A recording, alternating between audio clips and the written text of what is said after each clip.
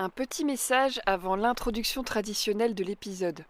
Vous avez peut-être remarqué que le podcast, en général, est très à la mode.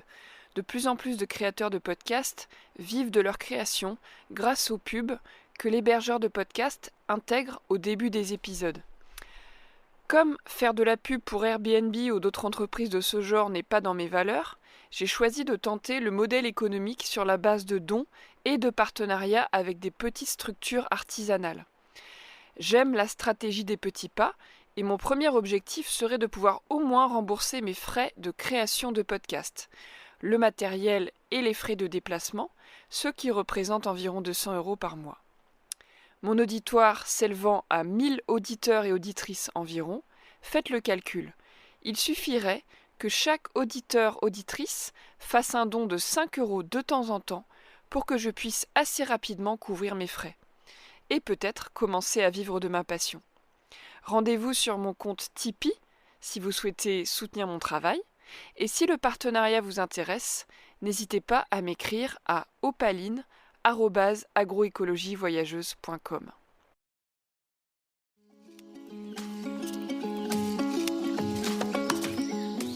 Et la truite en fait est en train de recoloniser les ruisseaux dans le coin grâce au Grand Laval parce que tout arrive à nicher, à faire des petits ici quoi. Donc même les pêcheurs sont heureux parce qu'ils voient qu'ici en fait le poisson arrive à revenir parce qu'on leur a recréé leur habitat. En fait le castor, quand il faisait ses barrages, c'était parce qu'en fait il modifie l'habitat pour avoir suffisamment d'eau pour être à l'abri. Comme il est amphibie, tu vois, quand il est dans ces petites bassines là, de 40 cm de profondeur, il n'y a personne qui peut aller l'attaquer. Parce que dans la flotte, c'est la seule grosse bébête qui patauge dans l'eau. Le loup, il ne peut pas aller l'attaquer, personne ne peut aller l'embêter. En fait, en refaisant monter la rivière, donc il la remet à niveau, donc il réhydrate la terre autour. En faisant ça, du coup, l'eau, elle est ralentie à des endroits. Donc ça, tu vois, sur le côté, ça va faire des endroits où ça va toujours être rapide. Donc on n'a pas perdu cet habitat-là, mais on en a créé des nouveaux. Même un truc qui est vieux, enfin des habitats qui sont anciens, qui sont vraiment ultra exigeants, il leur faut des vieilles cavités à terreau, des trucs que tu trouves sur des vieilles forêts de centaines d'années et tout. Comme ici, ils ont conservé les trognes de leurs mûriers, qu'ils ont des vieux chênes au fond qu'ils n'ont jamais coupés. Je ne connais pas d'espèces plus indicatrices de la santé du milieu pour ces habitats-là que ces espèces-là, tu vois. Les gens, ils viennent même maintenant se balader avec des jumelles. T'as tous les ornithos de la Drôme l'hiver qui viennent ici parce que c'est le seul coin où tu as des oiseaux hivernants. Dans la plaine de Valence, c'est ici. Enfin, une ferme a suscité un engouement, mais les gens, juste, ils font le tour de la ferme là. Ils sont extrêmement heureux. Et les gens, tu vois, leur balade du week-end, c'est de venir faire le tour de la ferme.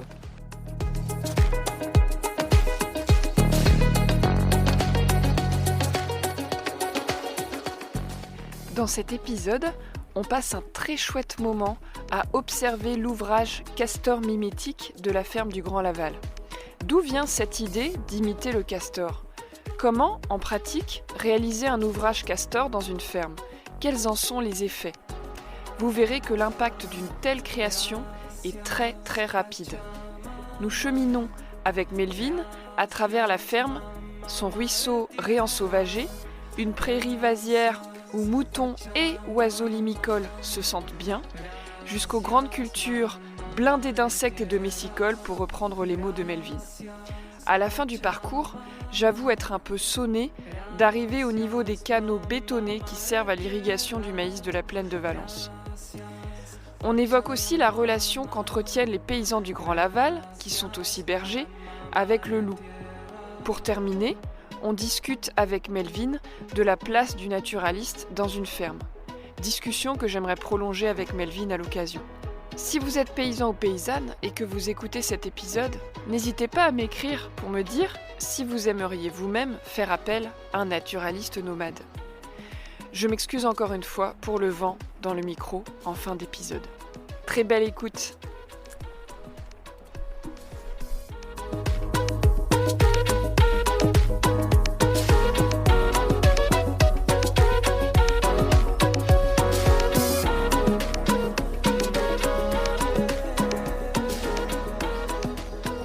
Est-ce que tu as déjà vu une rivière où l'eau est à niveau avec le sol?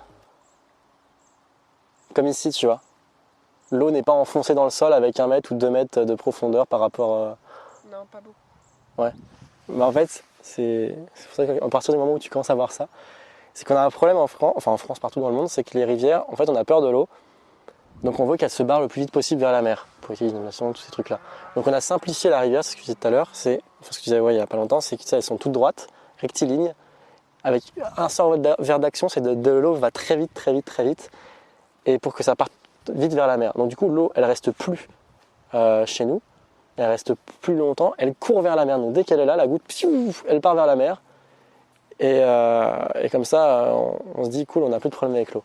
Après, c'est-à-dire comme on n'a pas d'eau, après on se retrouve à sécher nos terres, on fait des trucs bizarres, des bassines, tout ça. Mais on a ce problème-là. Qu'est-ce qui se passe avec l'eau qui va très vite? Elle va racler et du coup elle va éroder, ce qu'on appelle l'incision. Donc du coup elle va racler le fond. Et ce qui se passe, que là, en fait, la rivière va du coup s'enfoncer petit à petit dans le sol.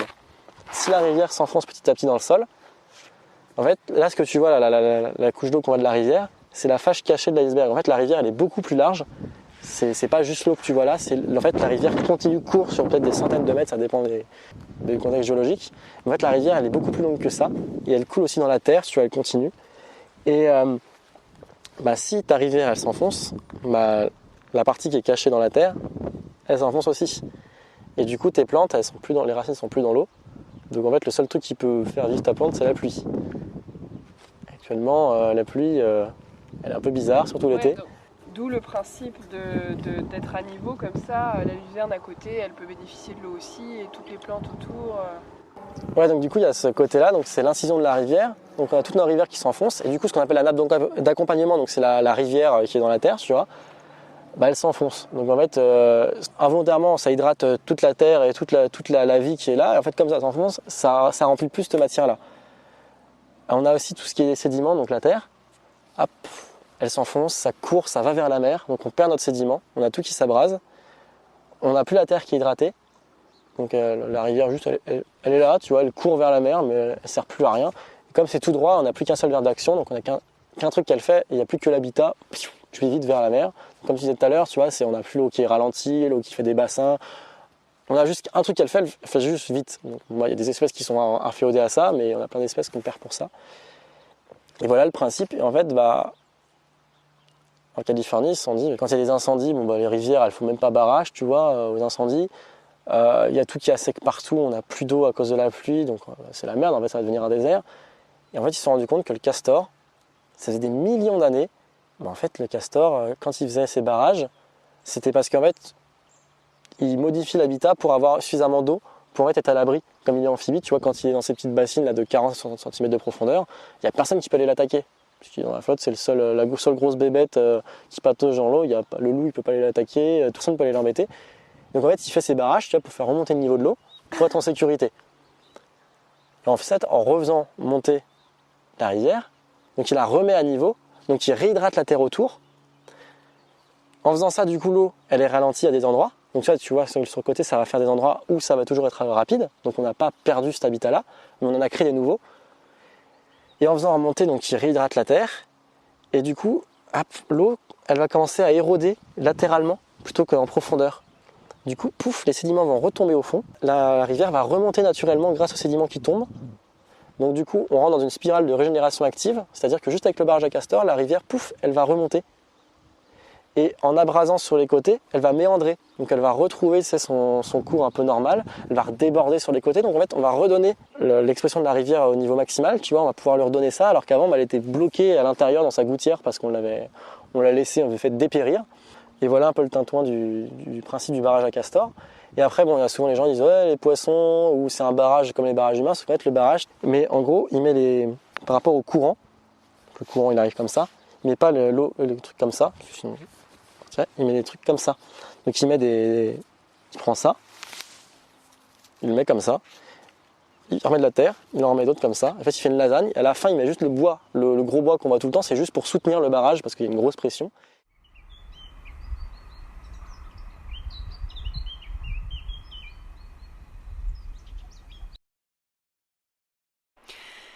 Là, Melvin me montre la différence entre un barrage, auquel on pense quand on évoque ce mot, et la structure réelle que construit un castor. Pour voir à quoi ressemble une construction de castor, vous pouvez aller voir mon article truffé de photos de l'ouvrage Castor, ou la vidéo Médecine Castor. Les liens sont en description de l'épisode.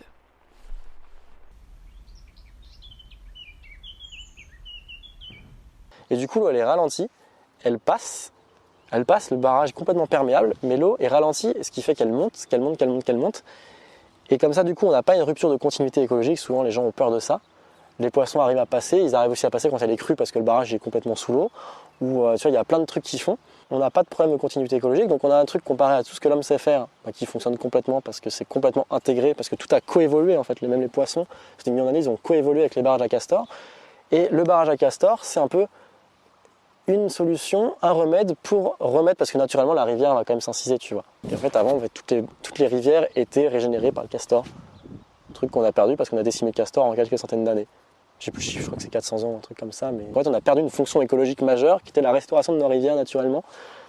Et du coup, pour les incendies, ça fait un endroit, quand il y a des photos où tu vois, c'est juste autour du barrage à castor, tu as tout qui est vert alors que tout est brûlé autour. Donc ça a fait une barrière. Ça fait aussi une zone refuge, donc il y a tout qui repart du barrage à castor parce que ça a créé une zone un peu refuge où tout peut repartir. Ça réhydrate la terre à fond. Ça évite de perdre nos sédiments, tu vois. Et en fait, comme l'eau se réhydrate, quand on est à l'étiage et que toutes les rivières sont à sec, toute l'eau qui est imbibée dans la terre revient dans la rivière. Ce qui fait qu'en fait, le seul endroit qui n'est jamais à sec, c'est les endroits où il y a du castor. Parce que le castor, en fait, il a stocké de l'eau, il l'a pas volée, il la rend au moment où on en a besoin. Tu sais, quand on est là en ce moment à l'étiage, on dit ah, il faudrait faire une retenue d'eau là-bas pour amener de l'eau à l'étiage pour que la rivière soit pas à sec. Plutôt que de faire vos barrages, aller tout défoncer au niveau hydrique et tout, on fait le castor avec son barrage en réhydratant la terre. Bah, naturellement l'eau va revenir et du coup la rivière n'est jamais à sec. Et du coup, ce que vous avez fait très concrètement, que là, ici, il n'y avait rien, c'était sec. Ouais. Et il y avait de l'eau qui passait sous terre. En fait, vous avez recréé une rivière en enlevant un drain. En gros, c'est ça? Ouais. C'est un drain, ça? Ouais. Tu verras, en fait, là ce qu'on a longé, en fait, il y a un drain qui est là, qui commençait à être embusé ici, là, au niveau des sureaux. Et quand on sera là-bas, au fond, tu verras, et en fait, les buses étaient sous terre, sous le plus bas niveau, en fait. C'était, on va dire, tu vas voir le plus bas niveau là-bas, et les buses étaient juste en dessous. Du coup, avec les financements là, de Marathon et Biodiversité, ils se sont dit, mais en fait, ça, on va le faire péter. Donc, on s'est retrouvé avec, à 3 mois, un drain qui était donc à 2 mètres de profondeur. Il y avait ça d'eau, ça allait tout droit. On dit, bon, c'est cool, on a recréé une rivière, mais bon, elle est pas super hospitalière aux vivants, quoi. Qu'est-ce qu'on peut faire? Et du coup, il y a Baptiste qui est arrivé avec sa technique, il fait, mais attendez, on va faire nos barrages à castor ici. Donc, il y a 3 mois, vous avez enlevé ça. Ouais. Il y avait une très petite rivière qui était... Comme ça, et qui était incisée, du coup, qui était en profondeur. Donc, elle savait pas grand-chose. Et du coup, Baptiste a dit, ça va être notre premier site témoin. En fait, il n'y avait pas de législation, parce qu'on n'a pas trop le droit de faire des trucs sur l'eau, tu vois. En fait, le cours d'eau, là, il était sans loi, donc en fait, on pouvait un peu faire ce qu'on voulait dessus, donc on en a profité pour tester cette technique de castor. Et ce qui s'est passé, c'est que, tu vois, on avait ça d'eau, c'était fin comme ça l'eau. C'était vraiment, on avait ça d'eau, fin comme ça. C'était vraiment pissotière le bordel, quoi. Il n'y avait rien, quoi. Et on a fait ces barrages à castor, l'eau est remontée, mais l'eau est remontée, et tu vois, ça fait ces zones qui sont complètement folles, donc des bassins, des vasières. Là-bas, tu verras les endroits où l'eau est toujours accélérée.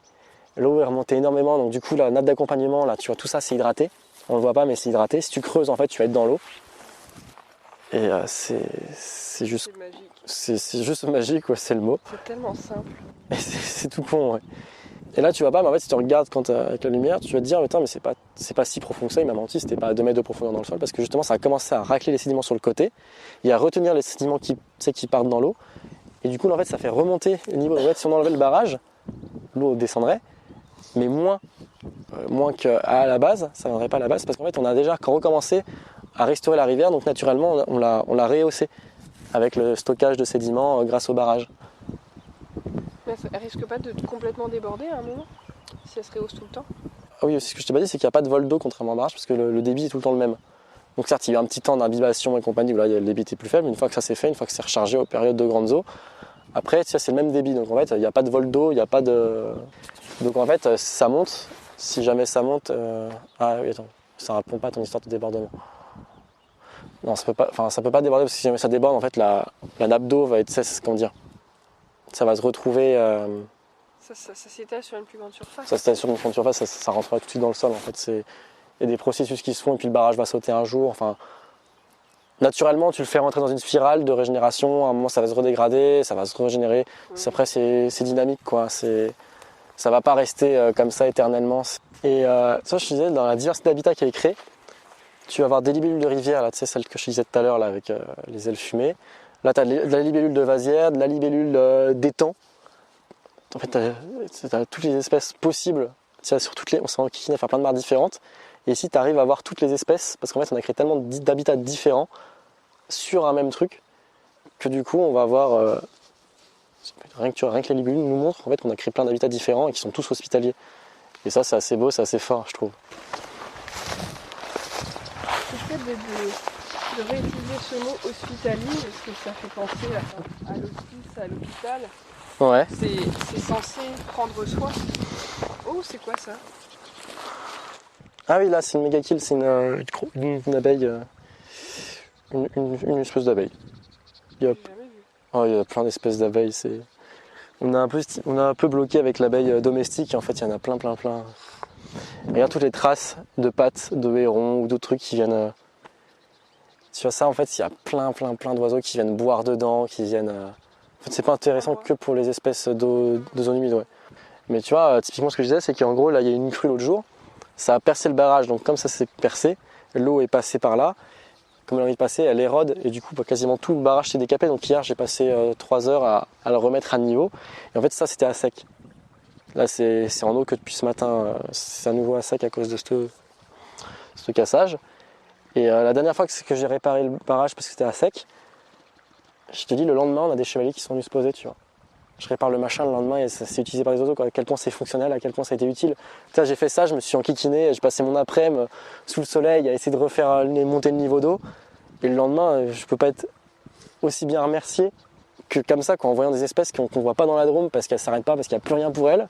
Et parce qu'il y a un gugus qui s'amusait à faire mettre de la terre sur son barrage, le lendemain, il y a un truc qu'on voit jamais dans la Drôme qui vient se poser parce qu'on a recréé son habitat alors qu'il a complètement perdu. C'est pas grave, je fais les gambettes. Mais juste qu'en Drôme, on a complètement flingué son habitat. Et là, dans un milieu agricole où il y a des gugus qui se sont amusés à mettre de la terre sur l'eau pour refaire monter le niveau et créer une vasière, le machin il s'arrête, quoi. Et ça fait trop plaisir. J'ai envie que cette connaissance, tu vois, elle puisse servir. Et tu vois, en fait là, je suis là, je fais le barrage et derrière je vois ce qui marche pas parce que j'ai la chance d'avoir ce regard sur le vivant. Et là, tu vas réfléchir. Et en fait, ça te permet vraiment, tu vois, d'essayer d'être le plus optimal dans ce que tu proposes, de ce que tu proposes au vivant. Et c'est assez intéressant. Et c'est ça qui fait la force aussi du Grand Laval, c'est que Seb est naturaliste de base. Donc forcément, il a eu ce flair de se dire, tiens, je propose ça, tiens, ça marche pas, qu'est-ce qui marche pas, parce qu'il n'y a pas cette espèce-là qui vient. Et c'est un plus. Mais comme on le disait tout à l'heure, c'est que les agriculteurs, enfin les paysans, ils peuvent très bien le faire juste à l'expérience. Mais le fait d'être naturaliste apporte quelque chose, je pense, d'assez intéressant. Et donc tu vois, donc là, on a créé un petit chenal qui est assez drôle. Parce que c'est un truc qu'on se dit pas ça, mais... Oh, le niveau de l'eau est au-dessus de la rivière principale, du Limageur. Je dis, c'est bizarre ça. Et c'est vraiment parce qu'en fait là, tout ça on s'en rend pas compte, mais il y a de l'eau. Et l'eau en fait par capillarité monte aussi ici. Enfin, c'est juste que en fait, ça c'est vraiment la fâche cassée de l'iceberg, quoi, la rivière ici. Et c'est pour ça que le fait qu'elle soit à niveau est vachement important. Et tu vois ce que je disais en habitat, il n'y a pas que l'étang qu'il y a là-bas, il n'y a pas que la vasière. L'eau courante qui est importante, l'eau riche en oxygène, tout ça, elle est là. Et du coup, voilà, vraiment, là, tu vois, on a planté un peu de phragmites. Et on n'a qu'une envie, c'est que ça, dans 2-3 ans, ça va être de la roselière quasiment partout. Et c'est un habitat qu'il n'y avait pas encore trop sur la ferme. Donc on a le gorge bleu à miroir, la rousserolle, je sais pas si tu vois. Le gorge bleu, c'est un oiseau, c'est comme le rouge-gorge, mais avec la gorge bleue, c'est vraiment un truc de roselière. C'est vraiment des oiseaux qui vivent dans les roselières, qui nichent. On les a tous en migration, mais jamais en nidification, parce que l'habitat n'est pas assez grand pour les subvenir à leurs besoins sur toute une période de nidification. Et si on arrive à créer une roselière géante ici, dans 2-3 ans, en fait, ils vont rester. Ils vont être heureux, quoi, parce que ça veut dire que ces espèces-là qui sont en déclin, parce que les zones humides, les roselières, ça disparaît, on aura créé l'habitat même pour la nidification. Et tu vois, ça va être vraiment un indicateur. C'est est-ce que le truc est fonctionnel pour la halte migratoire? Ouais. Est-ce que le truc est fonctionnel pour la saison de nidification? Donc c'est-à-dire que l'habitat est tellement riche en nourriture et en cachette, ça, tu vois, ça va nous l'indiquer avec la présence de ces espèces ou pas. Et plus on va avoir des espèces exigeantes, plus on va savoir si le milieu est fonctionnel ou pas. Typiquement, tu vois, cette année avec les extensions, on a la rousserolle et farvat, donc on va dire qu'il y a l'oiseau le plus basique quand tu as une roselière qui vient, le moins exigeant. il est enfin arrivé cette année en nicheur. On se dit cool, on a enfin une phase de roselière suffisante déjà pour la rousserolle. L'étape d'après, ça va être le gorge bleu, le machin, le ceci. Et le but ultime, ça serait d'avoir, tu vois, le blongios, c'est un petit héron de roselière qui n'a pas besoin d'une grosse surface de roselière, mais qui en a besoin quand même d'un petit peu, tu vois. Si l'on arrive à l'avoir sur la ferme, franchement, c'est jackpot qu'on peut pas faire mieux. Ah, ça s'est réouvert là. Il va falloir que je répare ça. L'eau, normalement, elle est censée passer écrétée sur tout le long. Si elle invoque un endroit, elle va complètement racler. Et du coup, elle va s'enfoncer. Et du coup, bah là, ça sera plus connecté. Et moi, j'ai envie que ça soit connecté là. Je vais réparer ça tout à l'heure. Si tu veux aider, pourquoi pas.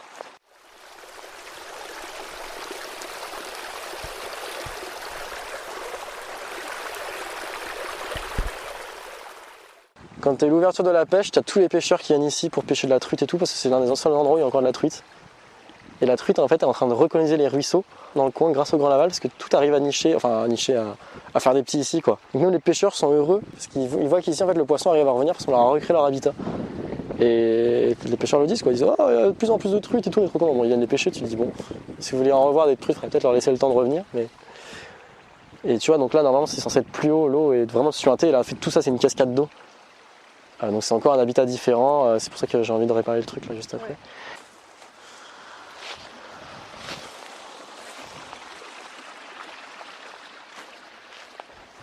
Donc là c'est sur une partie qui est plutôt grande culture. Donc là c'est que des petites parcelles de 1 hectare avec bande enherbée, haies. Donc ce qui est aussi vachement intéressant. Moi j'ai fait mes relevés papillons là-dedans, c'était blindé d'insectes. Alors que c'est du blé quoi. Mais c'est du blé en petite quantité. À côté c'était de l'orge, à côté c'était autre chose, c'est une culture différente. Et tu as ces haies entre les deux qui font que au pire c'est moins intéressant pour le vivant. Ça les bloque pas parce que c'est petit, ils peuvent passer, il y a des bandes enherbées pour les aider. Ils ont à manger sur les côtés, donc au final tu vois ça leur fait une route. Et ils s'en foutent. Et il y a plein de plantes, ce qu'on appelle des messicoles. Ça c'est les plantes des cultures qu'on avait avant et on les a perdues à cause de... Ah, ça s'en fout, je te montre ça aussi. Hop. On les a perdus à cause des pesticides, des moissons et tout. Et en fait, il n'y a que des espèces de messicoles en danger critique d'extinction. Il les a quasiment toutes dans ces trucs. Et en fait, ils les ressèment et ils les envoient chez des gens qui sont en bio pour justement réavoir ces messicoles qui reviennent. Et du coup, on a des plantes qui sont ultra rares, ici qui sont ultra abondantes parce qu'elles reviennent à fond parce qu'en fait, limite, ils les cultivent quoi, pour les faire revenir. Donc là, tu vois, encore un nouvel habitat. Ça, c'est ça, c'est tout le temps. On dit tout le temps aux gens, faites une mare. Déjà, si les gens font une mare, c'est génial. Et là, on a l'œil naturaliste, c'est se dire, mais je vais produire pas juste une mare, je vais faire des habitats complètement différents. Donc là, c'est une vasière à linicole. Donc tu as la prairie aussi humide. Soit avec les moutons, ça les dérange pas, tu vois, parce que du coup, il y a de l'herbe qui pousse très vite. Et les moutons peuvent aller pâturer là-dedans, donc il les fait pâturer là-dedans, tu vois, c'est pas complètement laissé à la nature. Ça sera aussi exploité. Donc ça montre qu'en fait, on peut vivre de la terre tout en faisant un truc qui est hospitalier au vivant, tu vois. Genre, les moutons, ils vont pas être là-dedans. Mais en même temps, donc ça entretient le milieu en plus, mais c'est pas juste une prairie quelconque, quoi. C'est d'en créer une prairie inondée, une prairie humide, qui est ultra intéressante. Tu vois, ça papillonne de partout, il y a tout le temps des trucs de fous qui viennent. Cet hiver, on a eu la bécassine sourde, c'est une cousine de la bécassine des marais, je sais pas si tu vois, qui a un truc dans la Drôme, c'était le seul endroit dans la Drôme cet hiver où elle a été notée. Elle a été notée tout l'hiver, elles sont restées tout l'hiver en hivernage sur la ferme dans cette prairie inondée. Seul endroit de la Drôme. Il y a eu la bécassine sourde. On n'a rien fait de truc que juste de laisser inonder. Souvent quand les gens ils voient que leur champ s'inonde, ils vont en mettre de la terre, ils vont aller essayer d'embuser les ruisseaux et tout. Et là il s'est dit, je dis je vais pas faire du blé, mais je vais laisser paître les moutons et puis ça me fait un habitat de plus et puis moi ça me dérange pas en fait. Et tu vois il y a un truc là, si on se disait comment on va communiquer dessus avec le barrage à castor, c'est cool, ok ça fait revenir de l'eau et tout, mais au niveau agricole, pour le monde paysan, qu'est-ce que ça peut leur apporter, qu'est-ce qu'on peut montrer? Et à la base, ils voulaient là, en gros tout inonder là, faire ça sur toute l'inondation. Et après ils se sont dit, parce qu'ils se sont dit c'était pas grave niveau rendement de perdre un petit peu de luzerne. Et après ils se sont dit, mais le problème c'est quel message on envoie si le barrage à castor c'est juste un prétexte à faire une rizière naturelle. C'est une zone humide géante qui n'est pas exploitée. Et après ils se sont dit, mais en fait, si je fais venir un truc là pour mettre à niveau et que je fais une rizière, je crée ma zone humide, mais j'exploite la zone humide. Et du coup là ça se trouve, tu reviens l'année prochaine, enfin peut-être pas l'année prochaine mais c'est en réflexion, c'est là de faire un triangle de zone, donc là ça serait complètement en eau, ça serait une rizière. Donc du coup barrage à castor, aux alentours tu as une zone d'inondation, un truc qui est complètement en eau, tu exploites des trucs qui sont faits pour être dans l'eau, Après, un peu au-delà, ce qui est un peu dans l'eau, mais pas tout le temps, typiquement une prairie inondée, hop, tu fais venir tes moutons, pâturage et tout, comme ça, ils ont tout le temps de l'herbe verte et tout. Et au-delà, tu commences à faire des cultures où il ne faut vraiment pas qu'elles aient les pieds dans l'eau. Et du coup, tu commences, tu vois, autour, tu as restauré la rivière, tu as remis de l'eau dans ton écosystème, dans ton milieu, et en plus, intelligemment, tu fais tes cultures en fonction de ta proximité à l'eau. Donc forcément, c'est plus un truc parcelle, rectiligne, tout ça, c'est plus par rapport à un gradient d'éloignement à ton eau, à ta rivière, tu vois.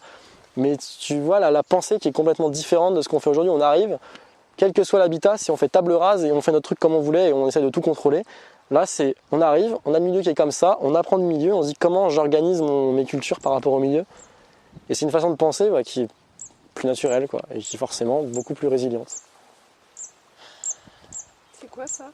Piège photo encore. Okay. Pour voir les limicoles qui se posent, voir s'il n'y a pas une dinguerie. Parce que le chevalier gambette, tout ça, c'est des trucs qui sont vraiment communs pour le coup. Enfin, communs. Qui sont espèces classiques dans les milieux classiques. Mais bon. Alors, les trognes, donc c'est pour créer un habitat, toutes les espèces, surtout pour les oiseaux, des trucs de nidification et aussi pour les insectes. Il y a beaucoup d'insectes du bois mort, quand tu as des cavités comme ça, tu as l'arbre qui est à moitié mort, à moitié vivant, des parties qui sont mortes, des parties qui sont vivantes, c'est assez fou. Et je fais un peu les insectes et je m'intéresse beaucoup à ce qu'on appelle les insectes saproxyliques, donc du bois mort. Et qu'est-ce qu'on a eu? On a eu des petits machins du bois mort, des trucs que tu trouves dès que tu laisses un peu de bois mort, tu les vois, ces espèces-là. J'ai eu le petit capricorne. Tu te dis, c'est ceux qui ont les grands trucs noirs avec les très grandes antennes. Tu dis, ah là, ça commence à être sur du bois mort un peu plus gros, tu vois. Et qu'est-ce que j'ai trouvé l'autre jour? Le grand capricorne et Elater ferruginus, c'est le grand taupin, c'est un taupin qui, je sais pas si tu vois les taupins, c'est les trucs que tu mets sur le dos, ils font ting, ils sautent et ils font un roulé-boulé. Et c'est dans ce qu'on appelle les cavités athéro, donc c'est vraiment les grosses trognes avec limite de la terre qui se fait en continu, après l'arbre vivant qui meurt sur. C'est un truc très rare et vraiment très vieux, tu vois. J'ai eu les deux sur la ferme. Ce qui montre en termes d'indicateurs, tu vois, c'est ça aussi d'avoir ce regard du vivant, c'est de se dire, ok, je fais des trucs pour le vivant, mais quand tu as la fibre naturaliste un petit peu, tu t'arrives à interpréter un peu ce qui se passe. Tu vois, si ça marche pas. Même un truc qui est vieux, des habitats qui sont anciens, qui sont vraiment ultra exigeants, il leur faut des vieilles cavités à terreau, des trucs que tu trouves sur des vieilles forêts de centaines d'années et tout. Comme ici, ils ont conservé les trognes de leurs mûriers, qu'ils ont des vieux chênes au fond qu'ils n'ont jamais coupés, en fait, on a même ces espèces-là qui sont présentes, donc c'est-à-dire qu'on a même ces habitats qui sont présents, c'est-à-dire que ce qu'on a vu, c'est la fâche cassée de l'iceberg, c'est très compliqué à voir. Je ne connais pas d'espèces plus indicatrices de la santé du milieu pour ces habitats-là que ces espèces-là, tu vois. C'est pour ça que j'ai commencé, j'ai trouvé les petits capricornes, là j'ai trouvé le petit, après j'ai le grand et le grand taupin, tu vois. C'est pour te dire, tu vois, j'ai vu les espèces qu'il y avait, tu vois, c'est des seuils d'indication, et j'ai trouvé le must. Et cet habitat-là, ils sont au niveau maximal, tu vois, ils peuvent pas faire plus, à part justement qu'il y en ait plus avec le temps, et c'est ce qui est en train d'être fait, tu vois. Donc là, je sais pas si tu vois, mais il y a un bras mort, c'est juste là, ils ont coupé le ruisseau, donc comme ça, il n'y a pas de courant, c'est végétalisé, donc les poissons peuvent aller frayer là-dedans. Et ça marche du tonnerre. Il y a une espèce aussi qui est endémique des Troyes, c'est la petite rosalie, je crois. La rosalie des Alpes? La rosalie des Alpes. Elle, c'est dans les hêtres.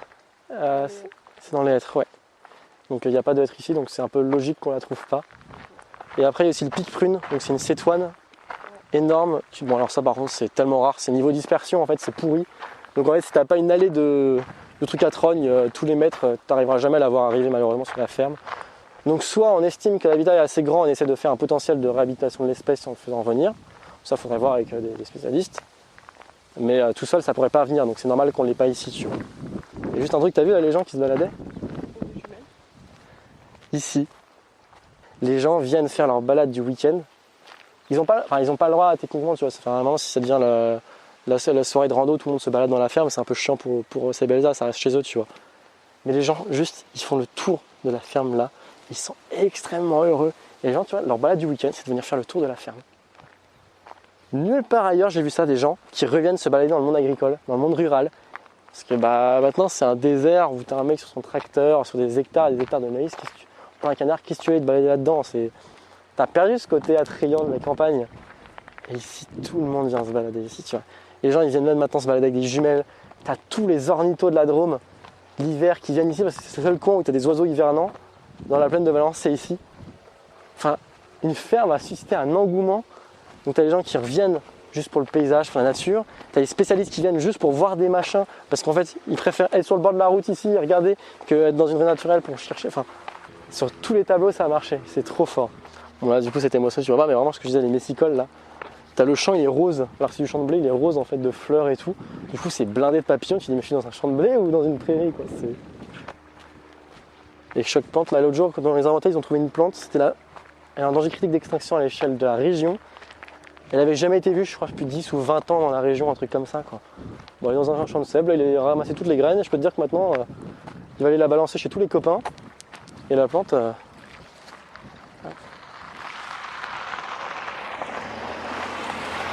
La plante, elle va revenir à fond quoi. Donc là on est chez Seb et Elsa, donc juste tu vois que la maison, ils habitent là. il y a des nichoirs partout, tu vois, tu as une nichoir de chevêche intégrée, une nichoir à faucon cresserelle. Ils ont la chevêche, les fraies, le cresserelle, les moineaux, les hirondelles dans la maison. Tu peux pas faire plus hospitalier au vivant que ta maison, c'est la maison aussi des oiseaux quoi. Donc tous les soirs tu as la chevêche, moi quand je pars, je regarde la chevêche qui est posée sur le toit qui chante avec les petits à côté. Ouais. Donc là je fais le petit canal. On s'amuse à pomper de l'eau avec du pétrole pour le foutre dans un truc en béton. Tu vois, donc là, tu vois, on a bétonisé un truc tout droit. Donc l'eau, tu vois, elle court vers la mer comme jamais. Donc on utilise du pétrole pour la détourner de la rivière, de l'Isère et tout, pour la foutre là-dedans. Le truc, il court à fond là-bas. Donc tu sais, en une journée, le matin, c'est là, le soir, c'est limite à sec. Pour que les agriculteurs sur la route mettent leur pompe à pétrole pour repétroler, pour foutre de l'eau dans le maïs. Mais là, c'est même pas une truc qui remplit, c'est que quand c'est vide, il a rempli. Non, le truc court vers la mer. Donc c'est vraiment, on pend du pétrole pour balancer de l'eau à fond vers la mer. Il n'y a aucun intérêt écologique, c'est complètement ça, c'est dans le but béton, donc ça n'a plus aucune interaction. Juste pour qu'il y ait des autres mecs avec du pétrole, enfin tu te dis, mais si t'aimes plus le coup, tu meurs quoi. Moi j'avais jamais vu ça, j'arrive ici, je dis, mais c'est vraiment vrai. Chien de protection. Attaque de loup, il y a une attaque de loup il y a 2-3 jours, juste à côté. Tinto. Tinto.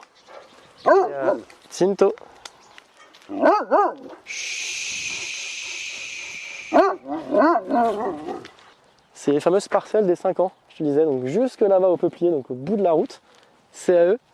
Mais tu vois la différence, c'est que là ils peuvent pas, en fait comme c'est de la location, ils peuvent pas faire ce qu'ils veulent. Mais en fait, on va juste aller là sur le petit chemin. Et ici là du coup, donc je disais attaque de loup. Tous les troupeaux aux alentours ils se font défoncer par le loup. Petit spoil, il y a jamais, loup on l'a déjà eu au piège photo ici, il n'y a jamais eu une seule brebis tuée. Fil électrique, patou, âne, vache. C'est 4 trucs qui sont connus pour dissuader les loups d'attaquer.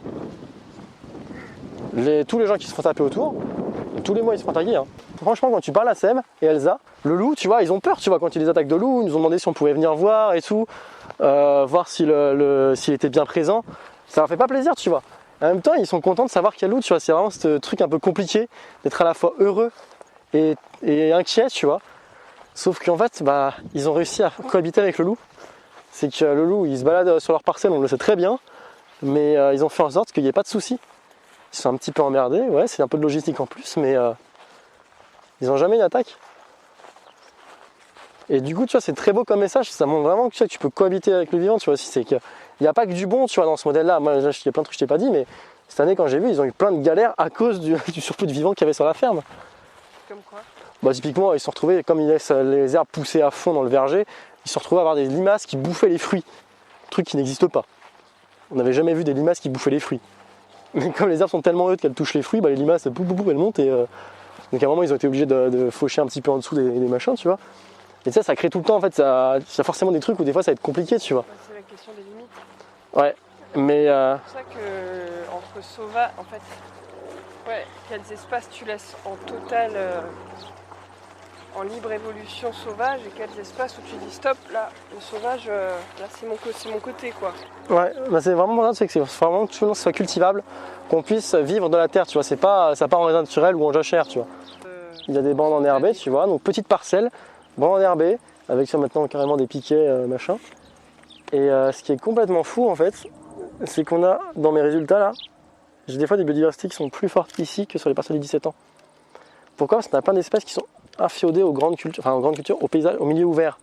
Là-bas en fait, en mettant des haies et tout, on referme le milieu.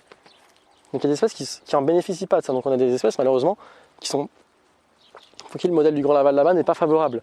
Et du coup, Seb et Elsa, ils sont super contents d'avoir ces grandes cultures-là, parce qu'en fait, ils arrivent à refaire venir du vivant, des grandes cultures, donc en fait, limite la biodiversité qui se pète le plus la gueule actuellement, parce que en fait, les grandes cultures maintenant, c'est une monoculture de maïs, tu as le malheur de poser dedans, si tu ne te fais pas asperger, si tu ne meurs pas d'étouffement de pesticides ou que tu ne te fais pas moissonner, c'est un miracle, quoi.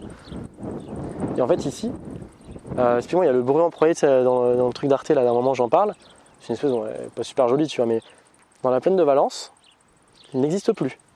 Sauf sur la plaine du Grand Laval, depuis 5 ans qu'il est là. Cette année, l'autre jour, là, quand on est passé dans la transhumance, il y avait les jeunes qui sont sortis, il y avait plus de 100 dans les tournesols.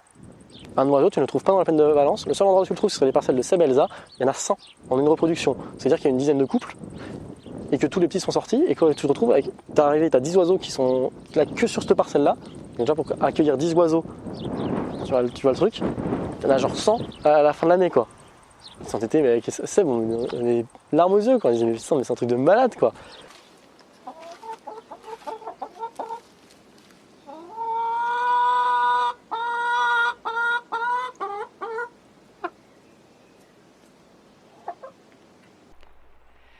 Je vous propose ici d'écouter Melvin présenter ses résultats de comptage de papillons lors du festival en ligne des Jardins-Forêts. Pour écouter l'intervention complète de Melvin, rendez-vous sur le site des Alvéoles, le lien est en description. Et typiquement, j'ai eu la chance de récupérer le jeu de données STERF, donc c'est des papillons de jour français, et je me suis amusé à faire plein de petites analyses. Donc là, c'est peut-être pas très compréhensible, mais en gros, vous avez donc là, on est sur la richesse spécifique, la richesse spécifique moyenne pour la ferme du Grand Laval. Et je me suis dit, tiens, on va le comparer à la moyenne, de diversité des papillons des milieux agricoles français.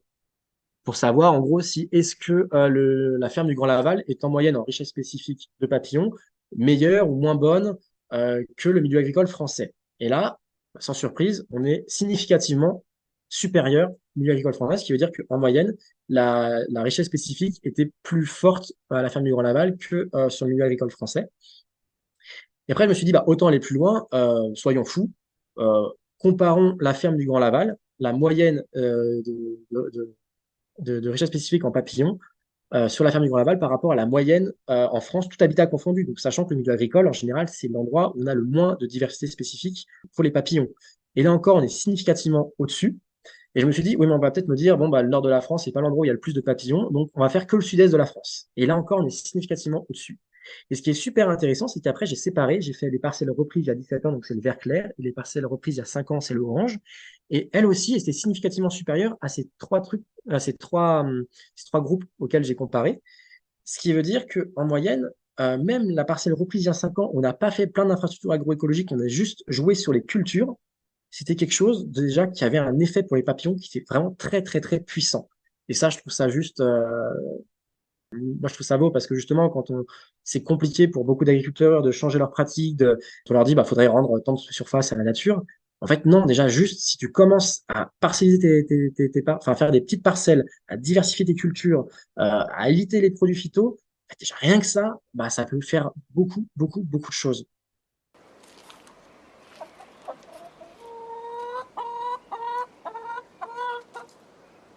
Et du coup, tu vois, c'est ce côté, du coup, ici, si jamais ils arrivent à acheter ces terres, c'est très compliqué malheureusement parce qu'on a envie de leur voler et tout, mais si j'arrive à acheter ces terres et à stabiliser le truc, Seb l'a dit, ils feront peut-être 1 ou 2 mares, tu vois, ça sera un plus, mais ils vont pas remettre des haies partout à tout couper, ils vont laisser en paysage ouvert, parce qu'en fait, ça peut être hospitalier à énormément d'espèces, parce que c'est les seuls à proposer de la grande culture vertueuse, raisonnable au maximum, tu vois, au paroxysme. Je pense qu'on peut pas faire plus grande culture que ça en cool.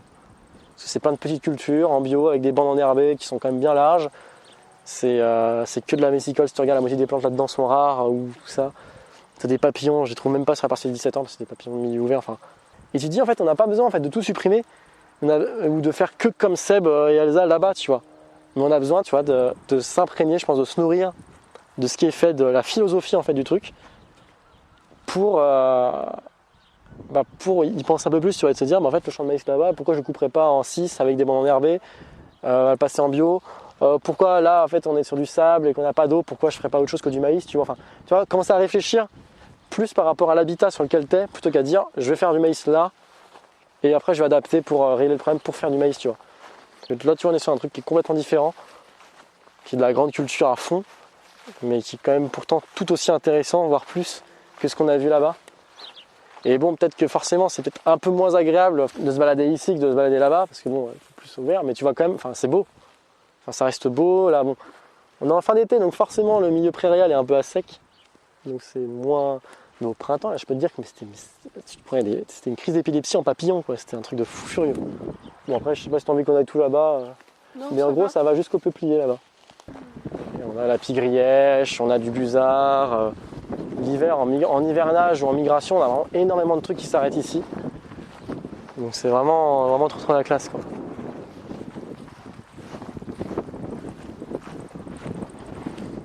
Et ça, du coup, c'est des parcelles qui ont que 5 ans.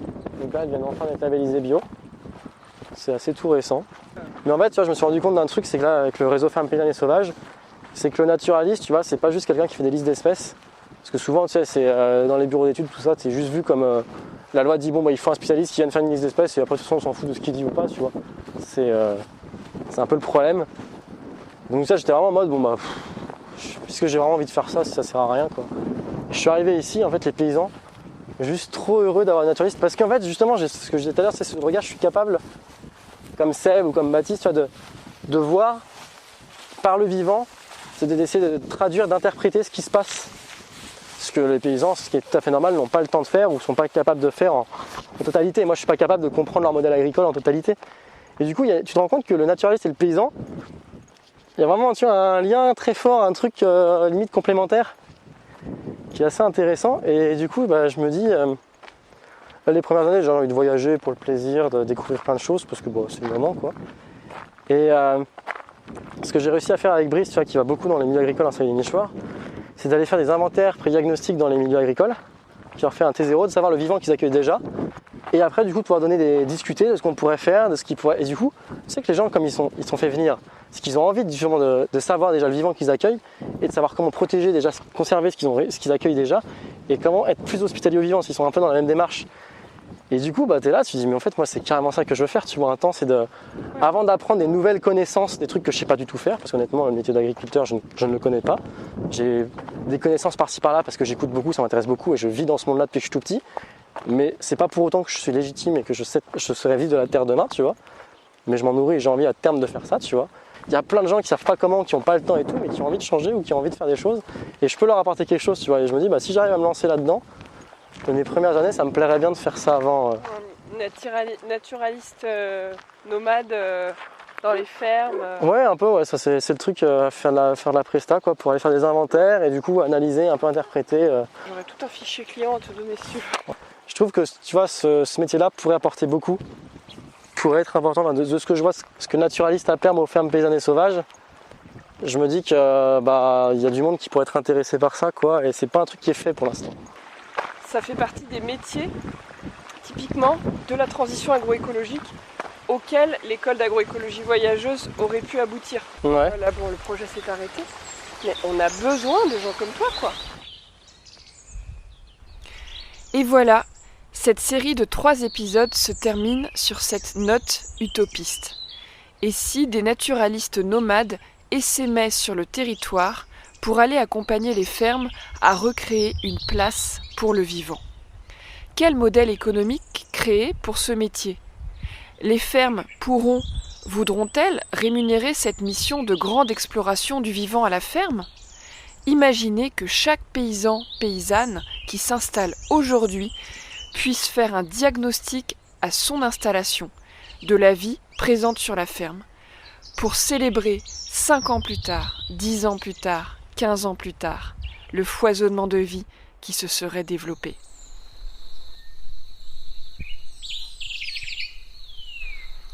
Alors, comment vous sentez-vous après avoir écouté cet épisode ?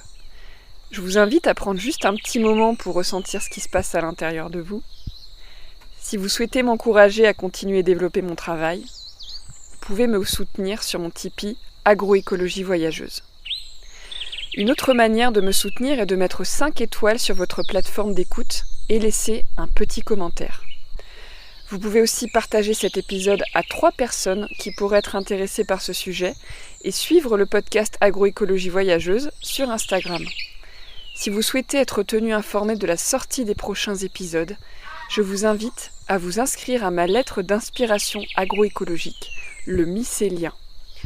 Tous les liens sont dans la description du podcast. Prenez bien soin de vous et surtout, n'oubliez pas, ne soyez pas expert, soyez vers de terre.